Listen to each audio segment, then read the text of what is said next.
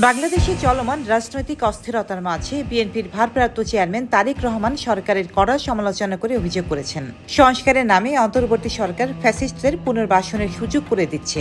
শুক্রবার 9 মে বিকেলে রাজধানীর খামারবাড়িতে স্টার পুনর্মিলনী অনুষ্ঠানে ভার্চুয়ালি যুক্ত হয়ে তিনি এই অভিযোগ করেন।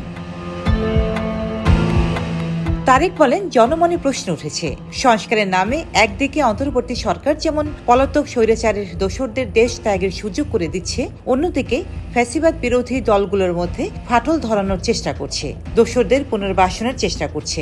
কিন্তু এই দেশ কোনো ব্যক্তি বা দলের নয়, এই দেশটি জনগণের।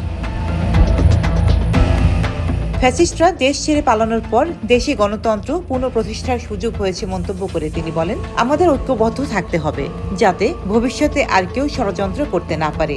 যে যার জায়গা থেকে ভূমিকা রেখে আমাদের দেশকে এগিয়ে নিতে হবে। বিএনপির ভারপ্রাপ্ত চেয়ারম্যান আরও বলেন, 5ই আগস্ট যেভাবে শেখ হাসিনা পালিয়ে গেছেন সেইভাবেই পালিয়ে গেছেন আব্দুল হামিদ। কিন্তু এখন বলা হচ্ছে যে অন্তর্বর্তী সরকার নাকি তার এই দেশ ত্যাগের ব্যাপারে কিছুই জানেন না। ঘটনাটি গতকাল থেকে আজ পর্যন্ত যতজন মানুষের সঙ্গে আমার কথা হয়েছে প্রত্যেকের মনে প্রশ্ন উঠেছে যে তাহলে অন্তর্বর্তী সরকার কি জানে। তিনি বলেন, বিএনপি প্রতিটি ক্ষেত্রে অন্তর্বর্তী সরকারের প্রতি এখনও সহযোগিতা সমর্থন অব্যাহত রেখেছে।